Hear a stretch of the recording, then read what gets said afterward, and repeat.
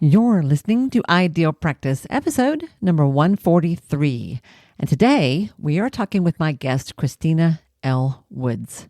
Christina is a hypnotherapist who, in particular, wants to help exhausted, overwhelmed, powerful women learn how to come back to center, how to reconnect with their inner self, and tune back into their intuition. Personally, I think a lot of us could use that same kind of help. So I have asked her here to talk about her work and in particular to talk about burnout. That's a subject that we have not yet covered here on Ideal Practice, and I kind of think it's time. So stay tuned.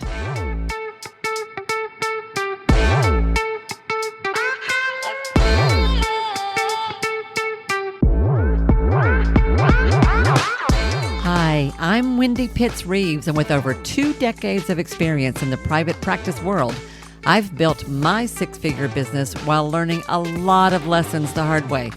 This is the first podcast that shows you how to apply the principles of energy, alignment, and strategy to build a practice that is profit-centered, but people-forward. This is the Ideal Practice Podcast. Hey guys, welcome back to another episode of the Ideal Practice Podcast. This is Wendy Pitts-Reeves, your host, and I am so happy to be hanging out with you today. Our guest, Christina L. Woods, is an internationally recognized clinical hypnotherapist, rapid transformational therapist, empowerment coach, and Reiki master, which I love. What a great combination. She empowers women to overcome self-sabotage, break free from limitations, discover their inner strength to create fulfilling lives. And as the founder of Wise Woods Hypnotherapy, Christina's signature method combines hypnotherapy, coaching, and energy healing for profound personal transformation. That's what she does, and I can only imagine how powerful that is. I asked her to talk with us about burnout because this is such an important factor, I feel like, that's affecting healers all over the place today. And what she was describing about her clients reminded me about a lot of what I see you guys dealing with. So I asked her to talk to us about what burnout is, what it looks like, and what the heck we can do about it. And she had some really, really good suggestions. Guys, we are dealing with hard things in this country. We're just now really kind of waking up from what the pandemic meant for all of us. And now we're helping people recovering from wildfires and hurricanes and the incredible political tension that is making its way around the country. There's just so much that I feel like we healers are holding for our clients. And it's very important that we learn how to take care of ourselves so that we last for the long haul in all of this, right? Not just for the short term, but for the long term. So, got a lot of good stuff for you today. So without further ado, let's get in to the interview. All right. Hello, everyone, and welcome back to another episode of the Ideal Practice Podcast. I'm so glad you're here. We have one fantastic conversation on the books for you today. I really have been looking forward to this. When I met Christina on the pre-call that I always have with folks before an interview, I liked her instantly, and I can tell that she has a lot of real wisdom to share with you, and I can't wait to dive into that. So, Christina, say hi. Hi, everyone. Glad to be here. Thank you, Wendy. You're very welcome. I can't wait. This is a whole new topic, what we're going to do today. This is not something we have talked about yet on Ideal Practice, and Lord knows it's needed. Let's begin. I always love to start by asking people, where are you, first of all, in the world, and who do you serve and how do you serve them? Sure. So I'm in Southern California, loving the beautiful weather all the time. I'm in near a beach area and raised my 2 boys here. And I empower high achieving women who juggle a lot in life, which I think sums up most. And I help them pull out sabotaging beliefs or just beliefs that hold them back from really reclaiming their authentic selves and who they are. And I do that. I'm a clinical hypnotherapist and empowerment coach, and I do energy healing. So I'm a healer like many of your listeners and people that you work with. Yeah. That's such a great combination. Bring the healing piece with empowering powerful women is a bit of an oxymoron because these are women that already look like they've already got all that power, right? Yes. Yeah. Yeah. Yeah. And that's the first thing that I think, as part of my own journey is, being superwoman and doing so much. And we don't ever or tell ourselves that, hold on, let's slow down a moment and Yeah. ask ourselves, wait a second, is this what I want and what do I need? And, Yeah. you know, we'll open that up in the conversation, I We know. will. Yeah. So what I wanted to, the reason I asked you on to come on the program is because you do a lot of cool things. You have a lot of different ways that you support powerful women. And um, in particular, the thing that you do that kind of caught my eye, I told you this before, was that you do a lot of work around burnout and how to recognize it, prepare for it, heal it. And I am so super conscious of that right now because, and I think we talked about, you're in Southern California. Are you near where the fires were? I should ask that. How far are you? I'm less than an hour away, so I'm my son was less than a mile away, but Oh yeah, gosh. I'm close Yeah. enough to know many people that were impacted. Wow. Okay. And then I share with you that I live just over the mountains from where Hurricane Helene did Hmm. so much damage in Western North Carolina.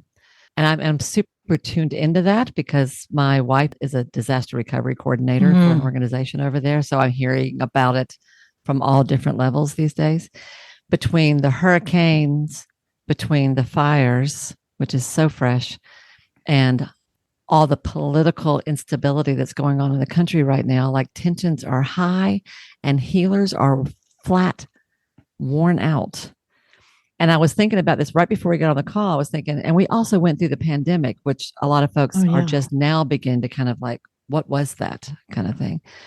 So I wanted to hear, I'd love to hear a little bit about your backstory. We want to dive into burnout in particular, but I told you, like, I don't even know you're a hypnotherapist and empowerment coach, but this is a second career, right? Oh yeah. Yeah. Okay. So I'm like, what's that about? It's about burnout. Yeah. Okay. Well, there you go. Oh, Yeah. yeah. So yeah, I had a 30-year plus corporate career. I Oh, was wow. a VP in sales and marketing in the higher education space, Mm, and I was traveling constantly, probably 4 days a week at least on an airplane, running around airports, managing hundreds of people. And I got to a mm, point, and I did that for a very long time. It was a big part of my identity. I was very successful at it. I made a yeah. great living and created a great life for my family in so many ways. And I was in higher education, so there were many rewarding parts of it and helping students and so many parts. But there were also the parts of me that really overgave and overdid and did not understand anything about work life balance. I was definitely that Yeah. person Yeah. that you could call at midnight and say, we need this at 7 a.m. Okay, I'm on it. Mm, We need you to fly here tomorrow. And mm, even prior to that, the way, I was raised by a single mom of four. I was the oldest. And part of how I grew up and dealt with things was I learned very quickly, if I became an overachiever and a perfectionist, that things worked out pretty good. And that was sort of how I navigated life. So I just mm. Ubered everything and moved into that role of, all right, if I excel, then, I navigate things pretty well, and just sort of kept doing that. And excel and avoid things, and till it got to a point where I Mm. found myself with a marriage that didn't look like a very good marriage.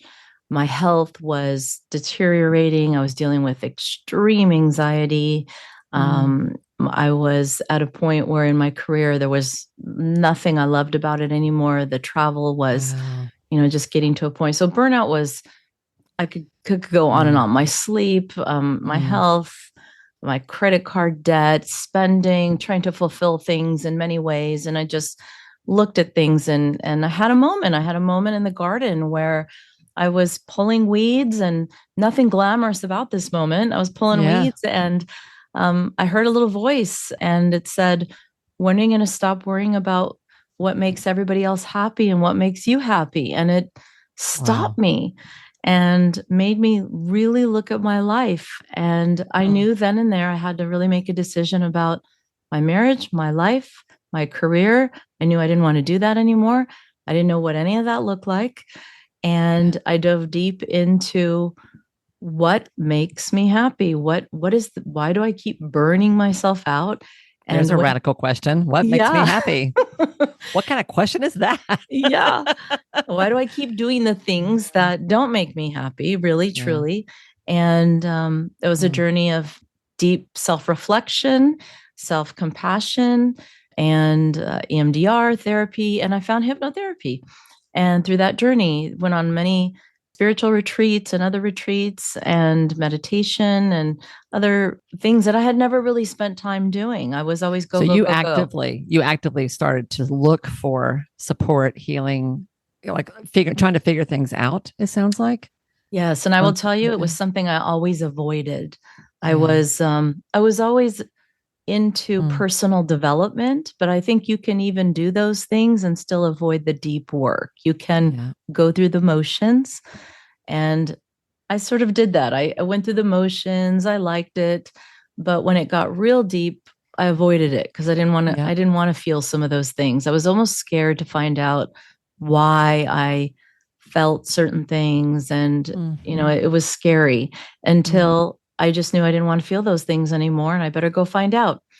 And, you get to that point where I know I don't want to feel that way anymore. I don't know what's on the other side. Yeah. And burnout is when you have chronic fatigue and exhaustion and you know that there's a little voice inside of you that says there's something else, there's something more. This can't be right. This can't be. Yeah. So that's how I found hypnotherapy. And it so quickly helped me identify things about myself that weren't true that I believed were true and helped me see things that, wow, I have been overgiving and people pleasing and no boundaries. And now I can see why. And without shame and guilt and blaming myself, I can see why I did those things. And now I can redefine them and rewire them and understand them differently and behave differently and fairly quickly. And some things weren't as quick as others.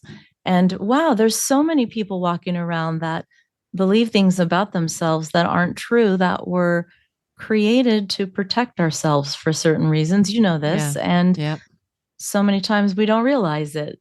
And, some of my burnout or behavior wouldn't be labeled as bad. Working hard is not a bad thing. I was rewarded for it quite a bit. She's a hard worker. She stays up late. Look at her, super mom. She can do it all. I mean, she makes these it are happen. Praised. Yeah, these are praised. And to do anything other than that it didn't even dawn on me. Well, I can sort of see you rushing through the airport, that whole idea, like, I'm doing good work. I'm doing important work. I'm living the life. I'm exhausted, but I'm living the life. And just as you were describing that, like I could feel the way I was feeling that was like things are just tightening up and tightening up and tightening up and tightening up until they can't tighten up anymore. It's interesting that you were digging weeds in the garden. I know. You needed to weed out your life. The metaphor is real. Yeah, that's so true. And isn't it funny how often we find ourselves in some completely innocuous activity when something pops into our head that we can't ignore? I'm guessing that was building for a while, like it was coming. It was. But you're right. When we have that, we give ourselves some space. Yeah. Is when, whether you call it an awakening or creative moment or inspiration, or give ourselves a little space to hear ourselves. Which you didn't have much of. No. You were doing all that. Yeah. So that sounded like a pretty rough patch, but what came out of it was like a completely new life from the sound of it. Yeah. So you did EMDR, and hypnotherapy in particular really kind of clicked for you. That's not the main thing I want to talk about, but let's talk about, like, what is hypnotherapy? How does it work? Because there may be folks who hear this that haven't, I don't have any personal experience with it. I mean, like I can sort of think of some tangentially related things, but Yeah. what, just give us a little overview about that. Let's do that real quick. Yeah. Just, I mean, a high level overview is we have, our conscious mind and our subconscious mind. And our subconscious mind are the things sort of on an autopilot. You feel certain things, or, we breathe and we drive our car back from the grocery store. We often get in the driveway. I don't know about you. And we think, Right. did I stop at that light? Did I turn? Right. I Don't don't even remember remember. yes. So true. We just have these 95% of our thoughts and the way we think and feel are in our subconscious mind. So when we want to make big change, that's the place to make it, not in our conscious thinking analytical mind, although we think that's where we should make it. It's really in our subconscious mind. So in hypnosis, deep meditation, other places like that, it actually allows our brain waves to access our subconscious mind. So it feels like a meditation is a natural state, a dreamlike state. So you're not in a trance, you don't get stuck in it like the Netflix movies. Yeah. And it just allows us to find out, what are the beliefs that you have, and what are some of those subconscious beliefs that might be connected to things that are blocking you? So if we feel lack of confidence or insecure, or we're afraid or have some fears, or maybe the behavior is spending too much, or something, procrastination. Well, what's the root cause and reason for that? And it might be, I'm afraid of, really putting myself out there. So I'm going to procrastinate and not do this thing or this project, or not charge my worth or my value. Well, let's find out the root in your subconscious. And then the mind has the ability, the brain has the ability to create new neural pathways, new ways of thinking. And I think we all know, if we think a certain way, we feel, we create new chemicals in our body. So we rewire how we think in our subconscious. We'll create an audio recording in hypnosis, and you listen to it over and over. And every audio recording is customized based on a specific client's feelings or a life they want to create. So we really talk about, what is it that you want to create? What in your life do you really want to feel? And let's see what the little gremlins are in there that are telling you something different, that aren't true. And we create this audio for you to listen to and really feel something different, because we get more of what we feel, not more of what we think. We have to really envision the other way. So we really have to feel it, and sometimes feel it before it's happened, which logically we say, that thing I want hasn't happened yet. We almost want proof first, but really we need to feel it first. Right. That's kind of the sort of manifestation idea. Yes. Right? Yes. Yes. That you have to imagine the possibility that you want and feel it as if it was real. And there's lots of actual scientific aspects to that, right? You will see that in the environment. You'll be drawn to it. You will find it. But if you can't feel it first, and you can't, when you are wound so tight, you're about to break. You can't feel anything, really. I was struck by you talking about anxiety, because I work with a lot of women leaders in my actual counseling practice, which I still have. And I have a group that I run with them that we just met today, and they are all badass, amazing human beings who in many ways have a lot of anxiety that you would never know it if you saw them, because they seem just 100% fine. Yeah. But when you're carrying so much inside, and this is the thing, it's hard to heal something that you can't get to because you don't even know it's there. Yes. Right. Yes. And that awareness, that is something that hypnosis can, or any way you find out, awareness, where your attention goes, your energy goes. And when you're aware, you just bring that unconscious to the conscious. So you can say, wait a second, this anxiety, this feeling, is this even true? Is this my reality? Because our subconscious mind does not know. And I think this is amazing. It doesn't know the difference between what's real or imagined. And it doesn't know how old we are. And this kind of blows everyone's mind in hypnosis. We'll ask a feeling. And even in journaling, I'll ask clients, let's journal about a feeling, and then ask the feeling, how old does it think you are? And so often it's very easy. The feeling will say, it thinks you're 12. It thinks you're 15 or 5. And the client will all kind of giggle because it thinks, what do you mean? I'm 45, I'm 55, I'm 30, whatever. And it thinks you're still 12, dealing with whatever, gossip at school or high school, or that moment you had to go do something scary. It doesn't care, it doesn't know. And it has to be upgraded to say, well, I have different skills now. I have different resources. I have discernment. I have support. And once it knows those things and it's upgraded, it can relax. It can, it can ease into the life that is actually happening now, instead of being in that heightened state of emotion. It gets locked in that imprint and that emotion. And until it has another better emotion that's stronger, rewired into a stronger emotion, it has no choice but to stay in that one. Yeah. Yeah. I was thinking, when I think about hypnotherapy and about what it means to be in a trance-like state, a meditative state. So I always think about the way you feel right before you go to sleep.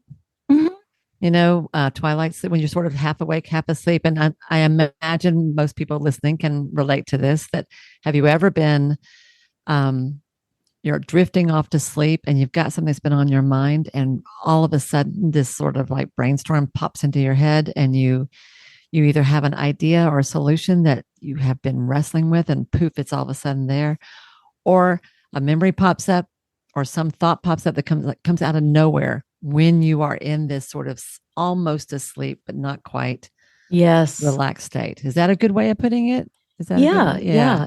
And you know how you have that ability to hear the TV, but you're almost asleep, but you're kind of aware, but you have really good ideas. Or when we're in the shower, why do we always have the best ideas? Yeah. Because we're not thinking about anything. We're just doing our thing. But it's that it is a different brainwave state. When we're in a stress state, or at that overthinking state, our mind goes into overthinking, overanalyzing, less choices, less options. Can't see. You can only see your tunnel vision. And this state just allows for more options, more creativity, more inspiration. It actually brings you back into your heart, which just connects your heart to your brain and really expands. I love that. That's beautiful. Yeah. So you went from sales and marketing to this. Was it that your own process, like what it did for you? You were like, I want to learn how to do this, and I want to do this for other people. Is that what happened? Like, it's such a big switch. It is such a big switch. Yeah. Yeah. Yeah. And, to tell the world I was in, which was academic, higher education, even though I was in sales and marketing, it's working with academia. Hey, I'm going to go do this energy healing thing and hypnotherapy. But even though it's science-based, it's Reiki and the other things that I do. Right. Yeah. Right. But when something changes your life so profoundly, you want to share it with other people. And that's exactly what happened. And I've always been in service of others. It was in a different capacity. And this is just, that next phase. And I think the journey is when you move through something like that and you find self-compassion for yourself. And just like all your business owners, we want to serve, and you have self-compassion and, the boundaries for yourself, and you're inspired. Not only do you want to share, but you're worthy of, you want the life that you want to have. You want to have the life. I want to have balance. I want to have joy. I want to have the things that, I didn't necessarily create because I was so worried about all the other things. Yeah. Well, I was going to ask you, why do you think? So my people tend to be, they are often therapists, but not just therapists. They are Reiki folks. They are massage therapists. They are yoga practitioners. They are givers who give much of themselves to help heal others. Why do you think, or in what ways do you think burnout is a risk for these folks? Because you are one of us.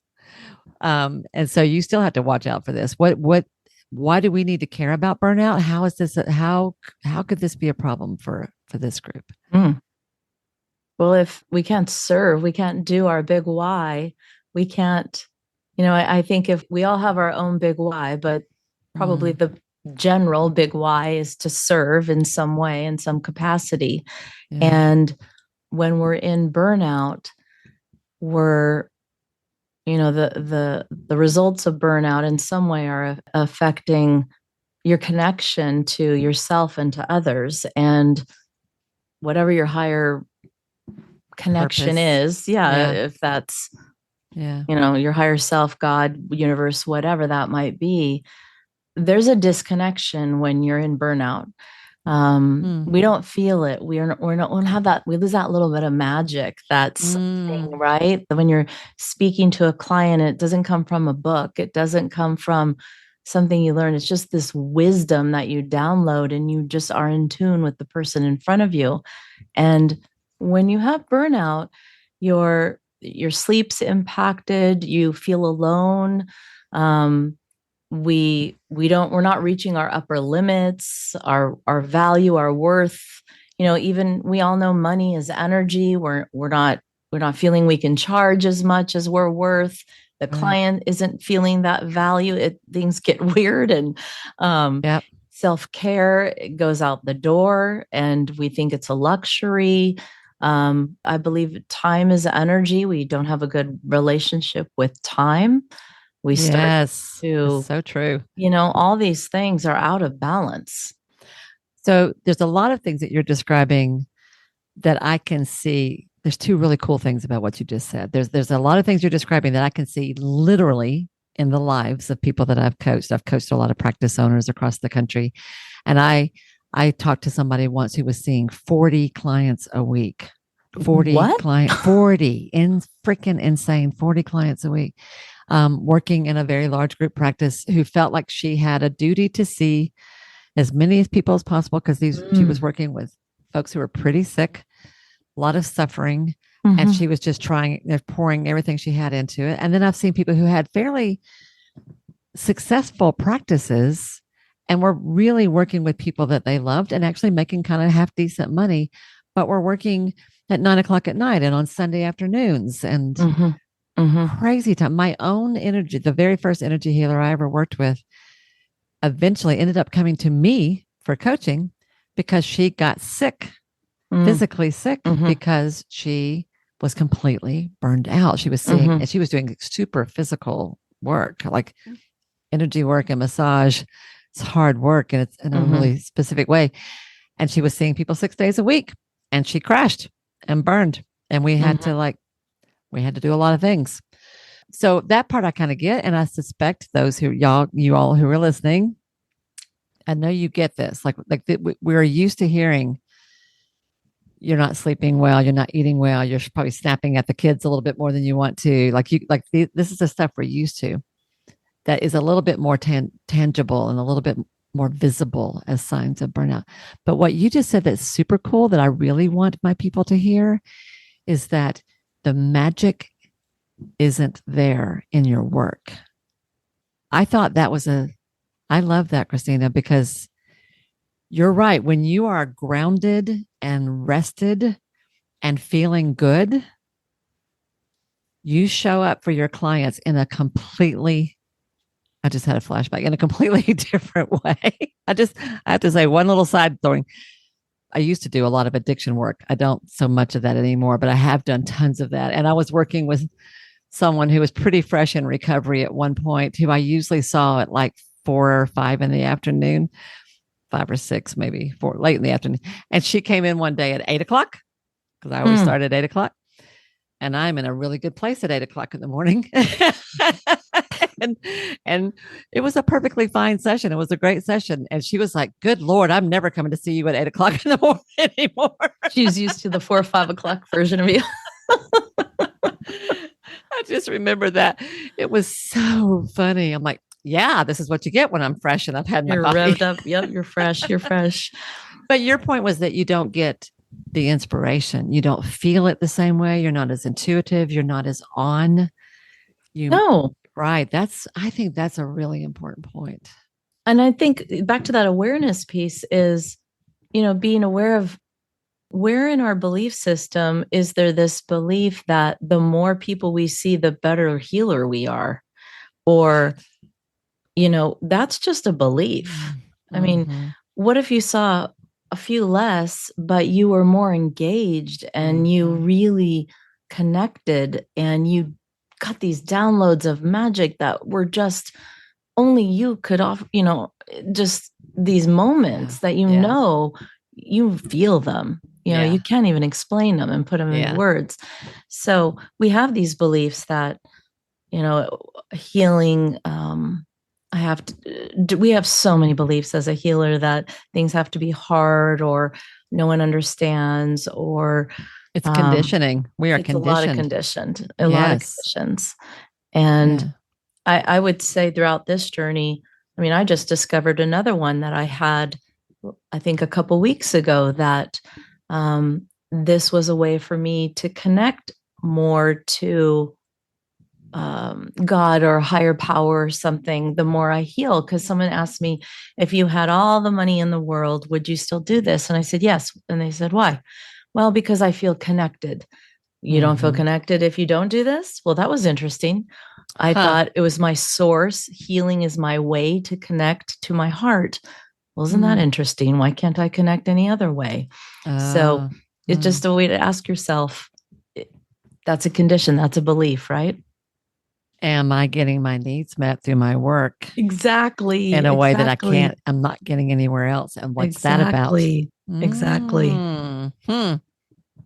Yeah, there's probably a lot there. So not just for connection, but also for validation, also for approval. And it was about me wanting to expand and have more balance, my own upper limit. And I thought, well, look at me. I'm holding back because I feel like if I do this thing outside of me, I won't have that connection that I so love to have. That's super interesting, isn't it? Yes. we all have these little sneaky things. We do, if we're paying attention. We do. It is uncanny sometimes how often what I am saying to a client in my head, I'm thinking, are you hearing yourself? Are you listening to this, kiddo? Because you need to hear this. That's funny. I really want to kind of hammer this point home and then go a little bit further with this. I want y'all to hear this. I really want you to hear that when you are doing too much for too many in a way that is not true to you, you are not serving them the way you think you are. You're only showing up. I don't want to steal your stuff, but I feel like only half of you is there. In a way, you're only bringing part of yourself because you're spending so much energy just keeping it together, because you're pushing yourself to a place that's not good for anybody. And if what you care, I like that you said, Christina, the big why. If you care about your clients and you really are wanting to make a difference in the world in a big, impactful way, it can be very quiet, but in a way that makes a difference. You're not going to do that if you are not bringing your best whole self to the table. So, and the conditioning is huge because we are taught this in graduate school. We are taught this by society. We are especially taught this as women, that your job is to make everybody else okay and don't worry about yourself. And I mentioned at the beginning, all the sort of major crises that we have been happening around the country over the last few years. I think that is like on overload. I'm hearing this among friends, that folks who are like, I can't even think about it anymore. I just can't go there anymore. Talk to me. If you're a private practice owner and, let's say it's just you're in a solo practice. So you don't have people that you bump into down the hall. I mean, maybe casual acquaintances, and maybe you're just kind of doing your thing day in and day out, and all you're thinking about is the next hour, the next hour, the next hour, the next hour, the next hour. What might be some warning signs? Oh, I just remembered you said something before about we think it's normal, but it's not. You said that to me when we talked before, that sometimes we are experiencing something that we think it's normal, but we don't even realize anymore that it's not. Talk to me, like, what are some of the warning signs that we just think this is just life. This is just part of doing business. This is what it means when you run a practice. That might be a sign that we are getting into trouble and don't realize it. Think of any? Yeah. So, well, I mean, that I'm alone, that things are hard. I think that, let me kind of tune in for a second, but I think like a symptom of burnout. What would be a symptom that I might like, oh, I didn't even realize I am doing that. I didn't realize I was doing that or feeling that or whatever. Yeah. I mean, the first exhaustion and looking at your business, and a symptom is how's your business running and how's the performance of it, and where are there kinks? Are you doing everything? Do you feel like you have to do everything on your own? I mean, there's automation. You don't need to have a virtual assistant or other people, but I mean, a symptom is if you're doing everything on your own, or you're doing everything manually, and you're trying to, well, no, I'm the one who I have to send a personal email to everyone because otherwise I'm not a nice person, right, and blah, blah, blah, blah, blah. Or they like it when I leave voicemails versus this because, this is the kind of, blah, blah, blah. But you know what? People adapt and people adjust, and everyone feels more relaxed when you're relaxed and your business is running more efficiently. And perhaps in your case, if things are automated, you have more time for play and you're more creative and you lean in. So looking, a symptom is, are you running around like a chicken with your head cut off, trying to please everyone? And does your business flow? Can you take off 2 hours, 3 hours, and your business still flows? Or are you going to come back to 5 messages and a bunch of alarms, or, what's going on? Okay, that's good. Let's put a pin in that. Let's put a pin in that. I would, based on what you just said, I would say, if you don't think you can take 2 or 3 hours off. Yeah. Right. Like if Christina says, hey guys, you need a break, why don't you plan a Friday afternoon off? Or why, for that matter, take Tuesday morning off. And your first thought is, oh, I couldn't possibly do that. I have too many people to see. I would say that's a symptom. Yeah. And you're right. If your business isn't running well, that in itself could be, there's something wrong here. And it's not something wrong in terms of a strategy or a tactic, but something wrong that you think you have to do it all. That's what I'm hearing you say. Right. And it might not be you have to change any strategy. You're right. Yeah. It doesn't mean anything, but the mindset is what's going on in terms of this ship won't continue to sail, or I don't have, I'm not worth, taking time off, or, I'm not comfortable with it and I need to get comfortable with it. I think fees and money, how do you feel? Sitting with the exercise, if you doubled your prices, that's a symptom. Do we go into complete shock and start shaking? And, if you doubled your prices, if you added $100 to your prices, whatever your thing is how does that feel? Why does it feel? Just getting curious about that. What's the story you're telling yourself? Everybody would leave. No one would come.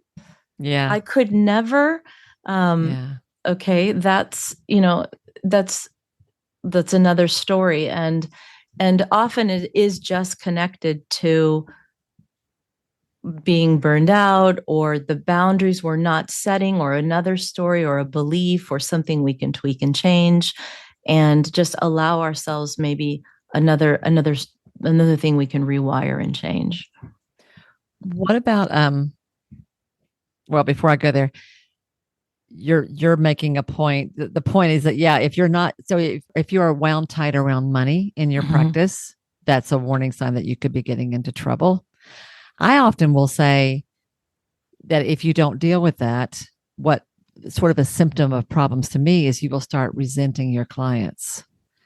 Oh, big time. Right? Because you're exhausted and here you are doing so much for them and they're not even paying you, or they're barely paying you, or you have to fight to get paid. that is a recipe for burnout for sure, because you will keep pouring into them and resenting it the whole time. And at some point Yeah. that's going to cause a problem. Yeah. I mean, another symptom definitely is what kinds of clients are you calling in? And Mm. are you calling in clients that expect you to fix them? And, you're getting into this rapport and relationship where they're showing up saying, what are you going to do for me?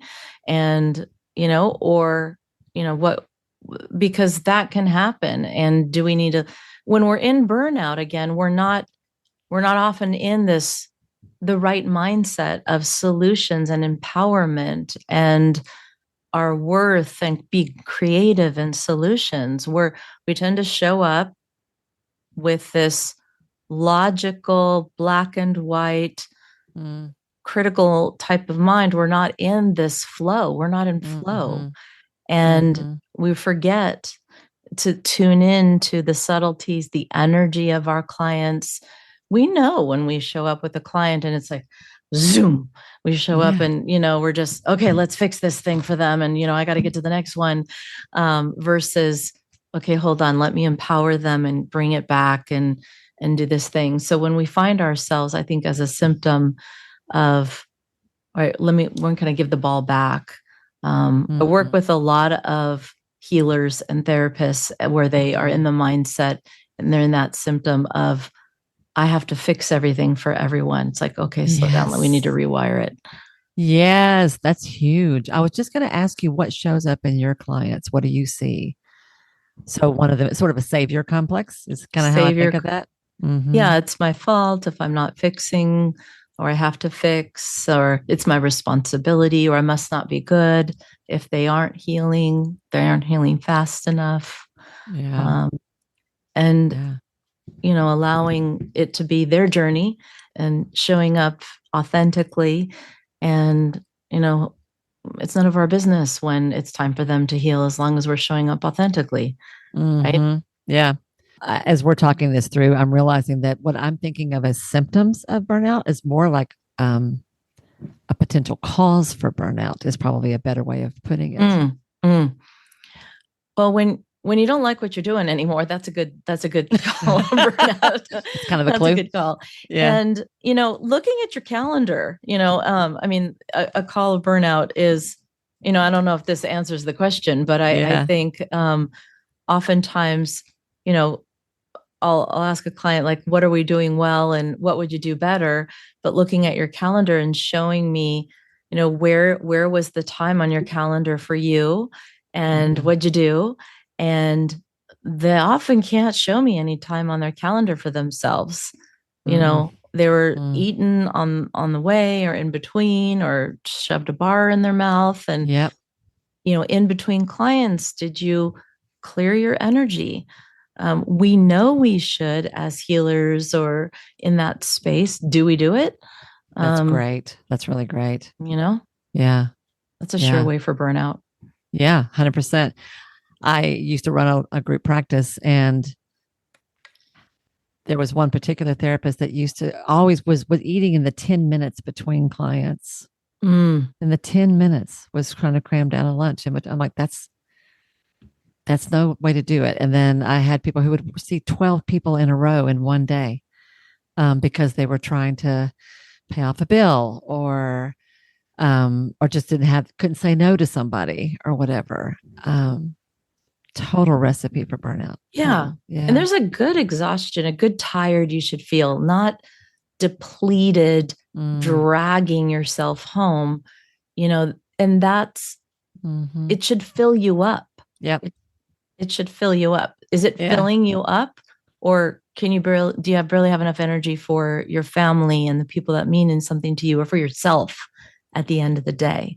Yeah. That is that's the barometer I use, because of my past and my history of burnout. And a familiarity for me was give it all to everybody else and it doesn't matter what's left.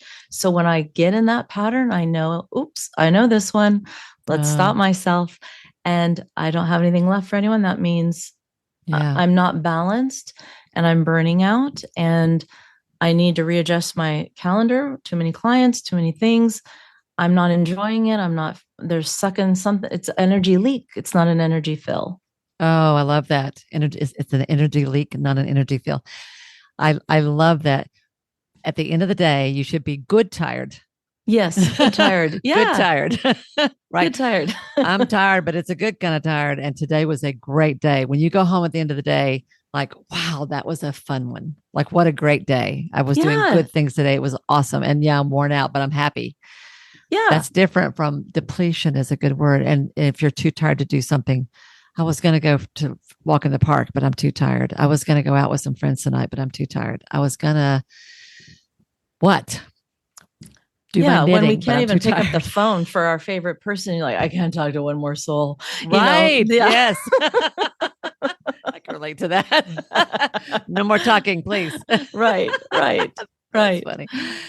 What are some things that you could suggest that people could do who are like, yeah, I get this. This is me.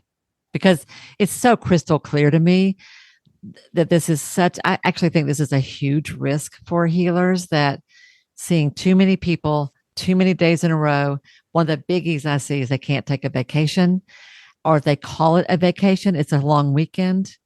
And Right. I want people to take 2 weeks off at a time, or for that matter, a month off at a time. But if your words to me is, I can't take a 2 hour lunch, I can't take a 2 week vacation, I can't work 3 days a week. I have to work 5 days. And of course, there are financial realities people have to deal with, but it's pretty obvious when people are pushing so hard that they're just going to fry themselves. Yeah. What are some things that they could do to change that? Yeah, I mean, I have practical suggestions and I have some energy Yeah. suggestions. So Yeah. practically, I mean, delegation. And if you can't delegate it to someone, delegate it to technology. So delegate it to automation, delegate it to some of the apps that are out there. There's so many tools out there.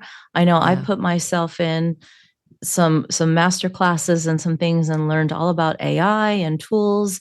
And these are fantastic. And they really cut back time and reminders and organize things, and things that used to take hours take minutes now. And where we think things always have to be done a certain way, I promise you there's probably a better improved way to do it. Yeah. So, delegating things to someone or something is very helpful. And getting over yourself where you think you're the best person that can do it, it's okay. Some things you're better at doing this, and really have an honest look at those things. And mindfulness practices, having a routine that you really is non-negotiable.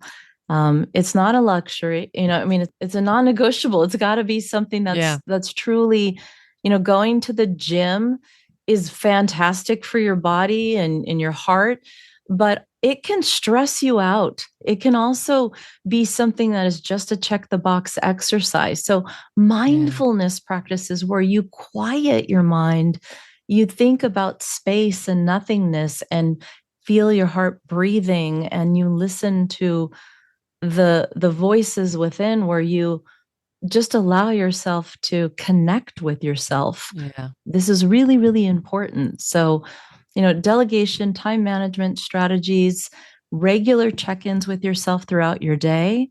You got to schedule these in. We just can't be a robot throughout the day. I have on my calendar, I have an 8 o'clock, a 12 o'clock, and a 3 o'clock check-in. And I pause and say, all right, I need to recalibrate at these times. Otherwise, it's just a big blur. And I need to recalibrate my energy, my time. How's it going? If I wait till the end of the day, sometimes the whole day just went by. So That's I a make cool sure idea. I recalibrate. Yeah. And I put a little alarm in my phone. Okay. So 3 times a day, you do kind of a self check-in? I do a self check-in and recalibrate.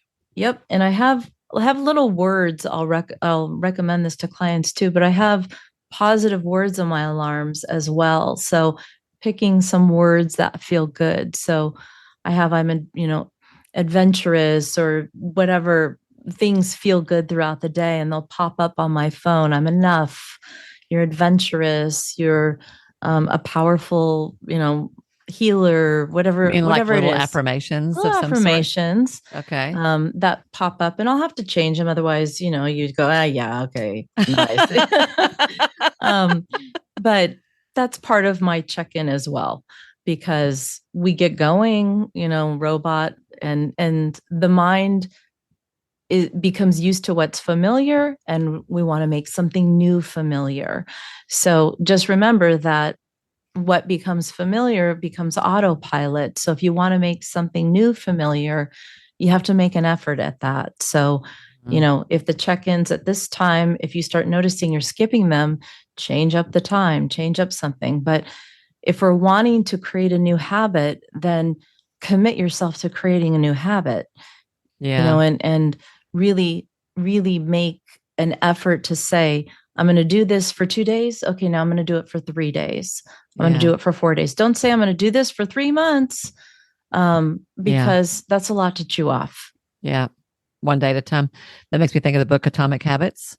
Yes. Which is a great book and does have lots of really great strategies for how to install a new habit along with a new. I love that book. It's a great book. Yeah. And one of the energy calibrations or pivots that I really, really love is you're just having one of those moments, one of those days. This is something is so quickly is, we know that we get more of what we feel. So if we're feeling overwhelmed, if we're feeling like today I'm just a terrible business owner, I don't know what I'm doing, or whatever the feeling, I'm a bad mom today, I'm a whatever, or I looked at the bank account and I need more clients, what am I going to do, is if you want more, whatever you want more of, I guarantee you have felt that before, and whatever you have felt before, you can feel again. And so think of a moment in the last 24 hours or 2 or 3 days that you have felt, say approval or confidence or safe. And I promise you'll grab a moment where you're with your dog, you're walking in the park, you saw someone smile at you, or a grocery store, someone said, hey, you dropped this. And you'll find a moment you felt approved of, you felt safe, you felt confident, and just let that feeling move through you. Let it feel, and your body will chemically start to respond, and you'll get more and more and more. And then think of the problem, because from that place, from that energy, from that physical response in your body, your subconscious mind is your body. You will then look at the problem completely different. So you pivot super quickly when you do that. And I will say you also will attract something different. You will bring a completely different energy into your day, into your experience from that. Things will happen that feel kind of crazy. Yeah. That's powerful. You just went through 4 really good specific suggestions. I want to highlight them a little bit, but I don't want to interrupt you. Is there more? Do you have some other? Okay. So I want to go back through these because we went through that quick, and I want to make sure people hear this because this is good stuff. The first one you were talking about, automation. I call that systems. Yep. If you are fried and you are doing too much all the time, look at your systems, strengthen your systems. And guys, y'all know I talk about this a lot because I'm a big systems person. This is one of the 7 pillars that I talk about of what it takes to have an ideal practice. And one of my old coaches used to say, wherever there is stress, there is a lack of habits, systems, or boundaries. So figure out what's stressing you out to the max and find a system to fix that. That's what I'm hearing in that. Is like start there. Because that is a good place to begin. And any mother who's gone from 1 kid to 2 or 1 kid to 4, you do develop systems, right? Like they always say that the jump from 1 to 2 is the biggest jump. And after that, you can handle anything. You learn how to make 4 lunches at once. You learn how to do laundry all at once. You learn how to lay out 4 outfits at once. Figure out your systems. Meal the second one you said was this I wrote down only me. When you start thinking I'm the only one who can do this, or I do this best, or nobody else can do it as well as I do. It's funny. This is making me think of moms a lot. Yes, you can make up the bed better than your 3-year-old, but if you don't teach your 3-year-old how to do it, they're never going to, when they're 15, you're not going to like that so much, right? So just because you are the one who can do it best doesn't mean you are the one who should be doing it best. And I would also say in your business, the thing that matters most is your actual work with clients. That's what's bringing in the revenue and that's what's making the difference. Yeah. So are there things? Sure, maybe you're the one that can tweak the website. Maybe you're the one that can do the behind the scenes tech, but is that the Right. best use of your time? Right. Maybe not. Maybe Mm-hmm. you should hire some help to do that. Yeah. Because just because you can do it doesn't mean you should be the one doing it. The third one you talked about was mindfulness, which I feel like was especially important. I love the 3 self check-ins. Can you just tell me really quick, like what do you do when the alarm goes off? What do you do 3 times a day at 8, 12, and 3? What am I feeling? What's the feeling in my body? And, is it close my eyes, breathe? What am I feeling? Honestly, am I feeling, anxious, joy? Take some deep breaths and then really look at, is this really important? Or have I made it important? And why is it important? Why am I doing this? So often, if I'm feeling anxious or I'm feeling rushed or stressed, I've gone down a rabbit hole doing something I think is important, and it's really not that important. So I will often say, is this a yes or a no or a maybe? Do I really need to do this? Because the overdrive, overstressed mind will tell you things you don't need to do. And that turns into scrolling or then comparisonitis, where you're, somebody on social media said I needed to do that thing, so I better go do it, better go post that thing or do that thing or, whatever. And we go into that overdrive. So many of my clients will stop and say, I don't even want to do that thing I was doing. Or I'll do it later. I can do that on Friday when I have that admin time. I don't need to do it right now. All of a sudden, I had this moment where I felt I had to do it right now. But right now, I'm actually going to have a snack, prep for my next client. I'll put that on the list for Friday when I do admin. Yeah. Yeah. So you check in about your feelings. What am I feeling right now? What does those feelings tell you? What's true? What do you know to be true? And are you doing what you really want to be doing or is best for you to be doing in this moment? That's really good. I love that. And that makes me think about the role of rituals, which I think I'm going to come back to in a second. And so from there, you talked about how to use your feelings in a way to get you to a better place. So you were saying that's the 4th way. You said that if you, in that moment, you think, how do you want to feel? If you want to feel empowered, or you want to feel invigorated, or you want to feel adventuresome, or you want to feel brave, or you want to feel abundant, or you want to feel like an expert, think back to a time you have had that feeling before. Yeah. Yeah. And tap into it, tune into it, see it, hear it, smell it, like feel it, like really go back into that spot. And then physically your body will react to that and you will find yourself moving into a different place. Yeah. Am I saying that right? Am I getting that right? Yes. Yeah. We've felt it before and we can feel it again. We just have to feel that feeling. So thinking of the moment allows you instantly to feel that feeling again. And your body has no other choice but to help you feel it again by creating the chemicals and supporting that feeling again. And here you go, endorphins, all of the things. Yeah. And it doesn't know the difference between real or imagined.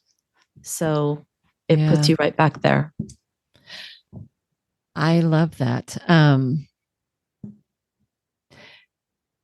What this makes me think of, guys, is that one of the things that we have to deal with in the kind of work that many of us do is that you're going to have days when you don't feel like you're helping anybody. Or you have it maybe because you're just so tired you can't think, or maybe because you've got a crisis going on in your own life and you're just not very present that day, or maybe because you had a client who got angry with you, or they weren't an ideal client and you shouldn't have been working with them anyway, but you tried your best and it's just not going very well. whatever, thinking about the kind of feelings that we have, there are days when you're going to feel incompetent. Mm-hmm. What's the opposite of that you want to feel? You want to feel competent. You want to feel like you're doing some good here. So one of my favorite things to do in a moment like that is to remember the clients that you do help. Mm-hmm. And I always say to people, when you have a client that is just like, oh my gosh, I love this person so much. We're doing such good work and I can't believe I get to do this for a living. And you have those, I always tell people, remember this one, because this one will carry you on the days that you're not feeling anything like that. So you're right. If you have felt it before, you can feel it again, tune into that, and that will help a lot. That's really good. I think I want to say one thing about rituals that you've just made me think of, which is sort of a part of mindfulness, as a way of preventing burnout or easing back from burnout. One that I think sort of tags into this is I do think rituals help. Rituals become the bookends that help you tap into your energy and sort of tune in a way that is conscious and purposeful and intentional, right? And that's why I like the 3 check-ins. That's a great, sweet little ritual. You can also stand up and do a stretch, or you can stand up and dance to a YouTube video. Sometimes if I've got to do a really tough session, I will dance in my office before I go into it. Because that's a great one. Yeah, because it just changes your energy just like that. It does. Moves it around. Yeah, literally moves it around, or makes me laugh because it's so bad, whatever. But a ritual that I have been doing for about 4 months now is at night before, at the end of the day, a sort of a shutdown ritual. At the end of the day, in my planner, I'm using a day at a time kind of process right now. And on the blank page that goes with each day, I will write reflections at the top of it. And I will make just sort of a bullet list of what I learned that day, what I noticed that day, a pattern that I stumbled on that day, an aha that I had that day, a big win that I had that day. Just anything that kind of stands out to me about what was important about that day. Just a short little bullet list of that. And then I wrap that up and I make my plans for the next day and I'm done for the day. And that simple little ritual has been surprisingly helpful because I feel like it sort of clears the decks at the end of the day. It kind of clears my head. It's like the opposite of morning pages. It's not long, it's short, right? Right. But it has been sort of surprisingly helpful to sort of like shake it all off and like, I am now done. Yes. I'm going into my evening. Yeah. That completeness. Yeah. Completeness. Yeah. Dopamine hit. Yep. Yeah. Well, and when we tell our mind, like, I completed this, even the practice of I learned that lesson, or I completed it, or it's done. Here we go. I'm moving on. New start, new fresh start. Yeah. Yeah. That's powerful. Yeah. Something else you're making me think of is that the way to move past burnout, to heal burnout, it's not as simple as taking a vacation. It really is learning to live differently every day and to run your practice in a different, healthier way every day. That's the way to, yes, take a vacation, but it really is the ongoing practice of tuning in and being in more truth, more in alignment with yourself. I think that makes a difference. Yeah. Yeah. And, and just, we're always, just like our clients, we're always evolving and changing and ascending. And it's a really beautiful thing. And so just allowing ourselves to do that, allowing the space for that to happen, because we deserve it. And as we do that, our clients benefit, the world benefits. And, that's amazing. Which is what you did when you went from one world to another in a pretty big way. Yes. And you're doing with this show. Yeah. We're sharing. Yeah. I love that. That's great. So this has been awesome. You have given us lots of really good, very specific, helpful ways to both recognize that you're flirting with trouble and how to get yourself out of trouble. Right. I like that. For people who want to know more, who want to, like you all, I want to go back to and highlight that you work with empowering powerful women. That's hard to say, powerful women, because I think people would be surprised at how often powerful women don't feel so powerful. So I love that. That's the work you do. Yeah. Yeah. Yeah. Women, that is where I focus, because that's, I can relate. Right. Yeah. And, the most common thing I get when women call me is, I shouldn't be calling you. I'm so grateful for everything I have going on in my life. Everything is Yes. great. But I have this little thing that Yes. isn't right. And as if we can have so many wonderful things, but we're not allowed to want to work on this other thing. And that's not the truth. You can be powerful and also want to grow and expand and evolve and still feel burnout. And Yeah. sabotage isn't an ugly word. We can procrastinate or fight our sleep or still, need to work on self-care and those things. It doesn't mean we're ruining our lives. It just means that there's little areas that we can tweak and shift. Right. And the fact that life is great and you're still not happy doesn't mean that you're ungrateful or that something's wrong. It means, or not wrong in a judgy way, but wrong like, yeah, something needs attention and you have a right to want something better. You have a right to want more. Yes. Absolutely. Yeah. Yes. Yeah. How do people find you who want to know more about you or might want to learn more from you? How do people find you? My website is ChristinaLWoods.com. The L is important. Yes. The L is important. Woods with an S. I yes. just want to highlight that because I know that's a mistake. People, we will put that in the show notes. Do you have, is there anything in particular that you want to tell people about as far as your practice goes? Well, sure. I work with most clients one-on-one in packages, and I always offer free meditations and downloads and group programs. So if you go on my website, you can schedule a free clarity call and there's free downloads on there. So I offer lots of different activities. Her website's beautiful, y'all. Go check it out. There's lots of good stuff on there. That's great. And I know so many people who could use what you do. So I hope people will take you up on that and will reach out to you for sure. Thank you so much. Yeah, I mean that. I see a lot of those same kind of women. And one of the things that I'm super conscious of and have learned over the years is we can talk all day long, but it is the unconscious stuff or the subconscious stuff that trips you up all the time. And so much of that is so conditioned to feel normal that you don't even know you're doing it. And the kind of work that you do can help them see it. And when you see it, you can do something about it. That's the trick. So Christina, I always like to ask people before I close, this has been awesome. Thank you so much for being with me today. I love some of the things you've said today. Is there anything I have not asked you or anything that we haven't covered or anything that you just feel called to share that would make this conversation complete? I always want to share and just remind people how powerful our trusting our intuition is, and just finding moments where we tune into our intuition and that voice, because it's so powerful and there's so much noise out there.